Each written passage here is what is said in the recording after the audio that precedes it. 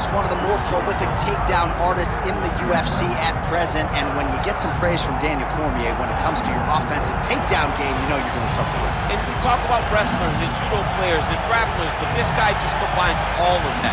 He is able to use foot sweeps from the grappling game. He is able to use throws from judo, and he's able to use wrestling from the wrestling game to take people down. He has an array of takedowns at his disposal, and he uses every single one of them. From the speed of the level change, to the timing, to the knowledge of where to go next. When the guy starts to defend, he's truly, truly something special. I don't think he could take you down, but tonight he doesn't have to. So in this matchup, prevailing wisdom is he'll be able to get this fight to the canvas.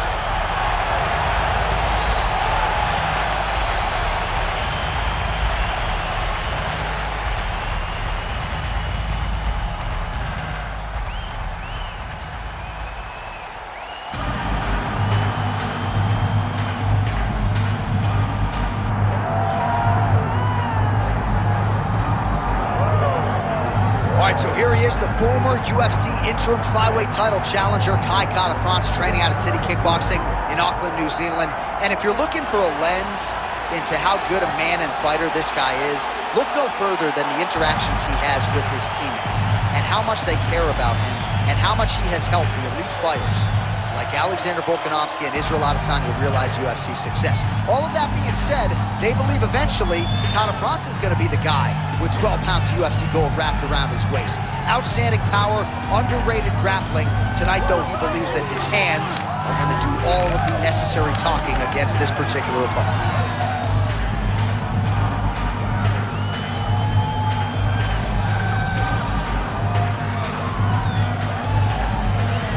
With that, both fighters have now graced the octagon. They will lock the door behind them, ready to go with a crazy fight here at T-Mobile Arena in Las Vegas, Nevada. And now our tail of the tape for this flyweight tilt. The veteran voice of the octagon, Bruce Buffer. Ladies and gentlemen, this is the main event of the evening.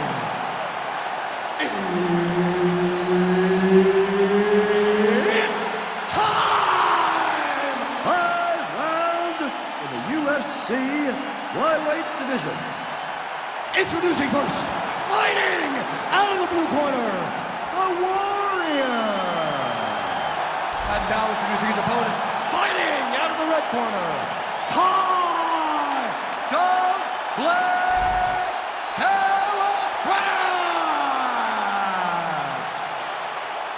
And there's Herb Dean. He will handle the action inside the octagon. All right, early round action here as we get another look at the talented Kiwi Kai Kara-France. He believes a win tonight is going to position him for a shot at the ultimate prize. That is the undisputed UFC Flyweight Championship. Stylistically, he believes his power is going to rule the day here, but he certainly derives a lot of confidence from past performances against wrestlers like Askar Askarov. There is nowhere in this fight where Kai Kara-France feels unsafe. That is a damaging kick that lands. Oh! Big shots exchanged in the pocket there. Fast pace here in the early going.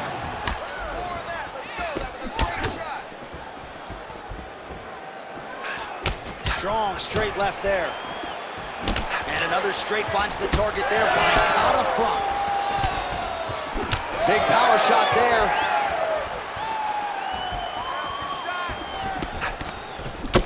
There again. Just over 3 minutes to go, round one. Oh, nice body shot. Well, as usual, this outstanding striker has come out aggressively tonight, almost as if he's double parked outside. Dude's trying to get the job done and get it done quickly, but he doesn't. He turned his entire body into that uppercut, and it landed exactly as he was hoping for. All right, so an opportunity goes by the boards. He had him stunned, nearly finished, and now his opponent has recovered. His opponent recovered. Oh, he's stuck in the guillotine.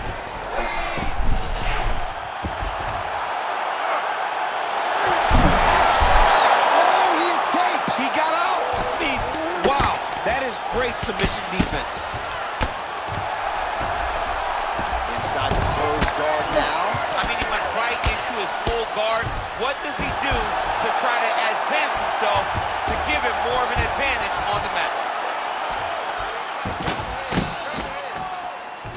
Dominant position here. He's got the full mount. A lot of different ways he can go here. Maybe try to find an arm bar or just get the ground and pound. He can attack submissions, but those submissions will present themselves once he is landing that brutal ground and pound he is known for.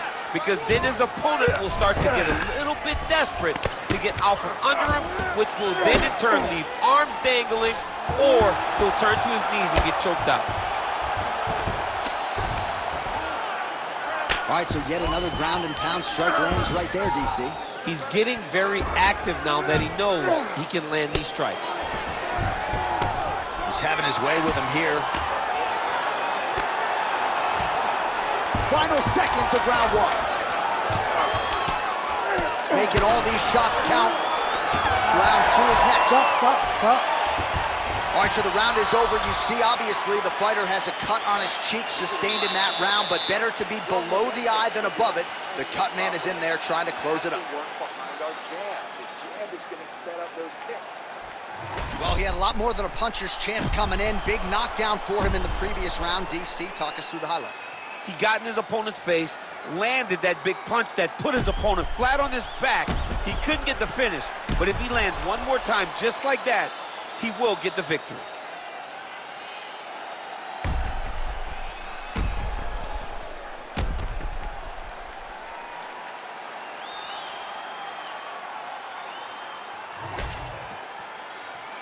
Ready to fight? Ready. All right, round two. Beautiful kick.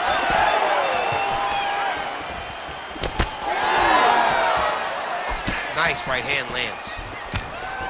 Starting to do some really significant damage to the body here. Another strike lands there. Inside leg kick is there by Kata France. Able to land the left hand there. Sets up that leg kick beautifully. That punch no good. Oh, nice uppercut there. Well, DC, headgear's not allowed, but he has raised the hands, and he's doing a nice job protecting the dome. He's doing a great job of blocking his head. A lot of times, those shots to the head will knock you out. Not this time. This guy's making sure nothing lands. Right on the button. Oh, nice. Nice. Continuing to go to the head. He's found his range. Now he's in a rhythm, landing those nice, beautiful punches. Huge shot lands there, DC. He landed that massive shot. Now he needs to try to find the next shot, the follow-up shot that will finish the fight. Oh, he lands a massive kick here. Whoa! That's good defense to block that punch. Well, a really good second round for him thus far. After a somewhat lackluster first round, he has found the rhythm and found his striking range. Scary proposition for the opponent now here in round two.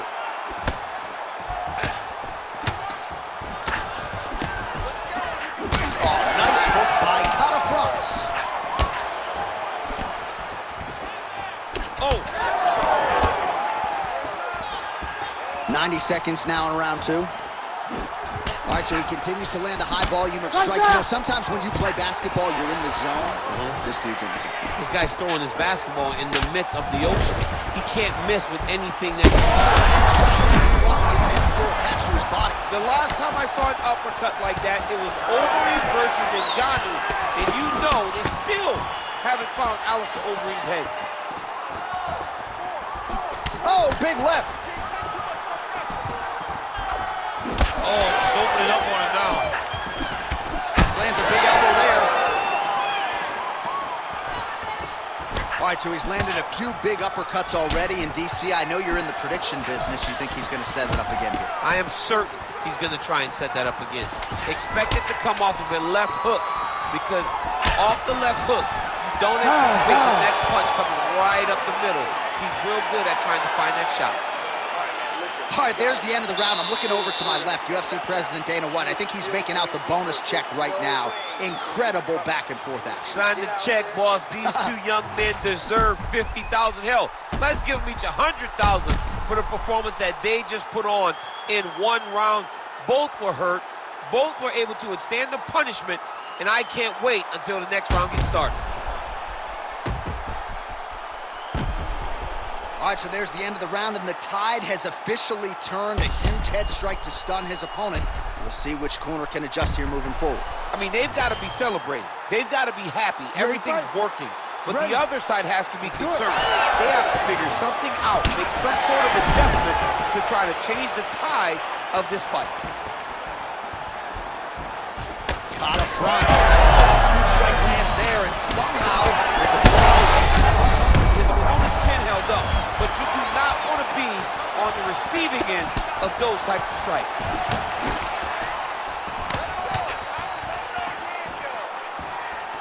Hard shots landing on both sides here. Well, he hasn't really showed any signs of slowing down tonight. He continues to connect on a high volume of strikes here. Well, you know this is the hurt business, and both guys are compromised at this stage of the fight. Yeah, both guys are compromised. Both guys have been beat up. Both guys have done a great job of landing, recognizing what they wanted to get done, and it's showing. This is a very evenly matched fight. He has to evade, stay in space.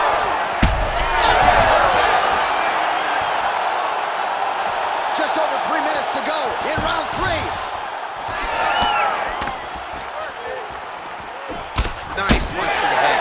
All right, looks as though that strike maybe opened up a cut around the eye area.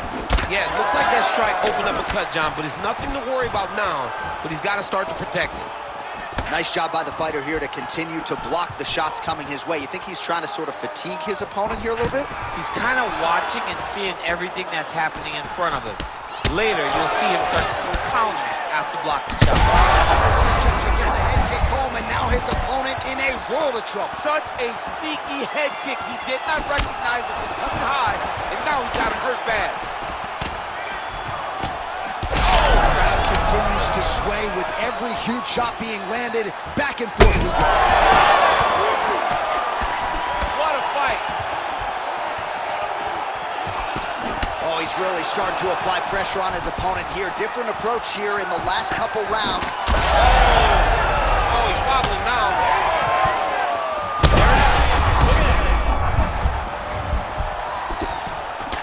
Beautiful strike there as he continues to attack that cut. Cut man's going to have some work to do if we get to the stool between rounds. But that's why we got the best in the business. We got the best cut men in the business, and they are going to need him right now because this cut is getting worse, and it's only going to continue to get worse because he has got infield. Oh, it's still hurt. Look at that.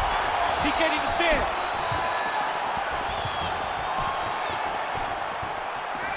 Beautiful technique on the straight right hand. Looks like his leg is hurt here. You can even see him limping a little bit.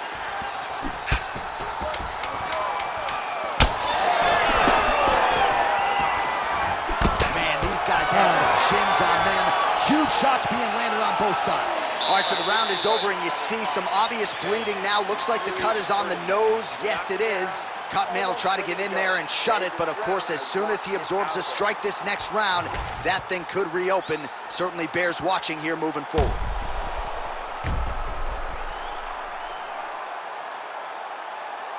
All right, so there's the horn. He got knocked down by a punch in that round, but he is able to survive. We'll see if they can make some adjustments. He's as tough as they come. He took that shot and he kept plodding forward. He got off of his butt. He got himself off of the canvas and tried to get right back to work. But he cannot take many more of these. You don't want to be the guy that's testing how tough that your chin is. You ready? We have arrived at the 4th round, fight scheduled for 5 5-minute rounds. Well, this is crazy that this fight...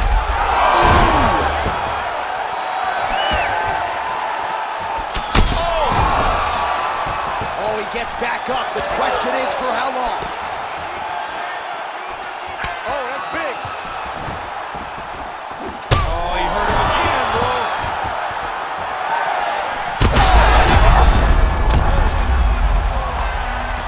He's very close to the finish here. Working on the ground here, his opponent's feet on the hips.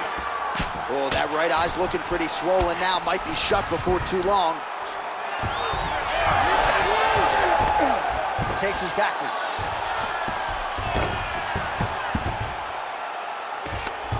Oh, so an interesting decision there as he decides to stand up and relinquish the dominant position. There's that body shot. He's just being more aggressive, and because he's being more aggressive and more loose with his strikes, he's landing. Holy smokes! Yeah, that was just a gorgeous shot to end the fight right there. I'm not even sure the opponent really saw it coming, so back to the drawing board for him, but for the winner, this is certainly exactly what he was looking for here tonight.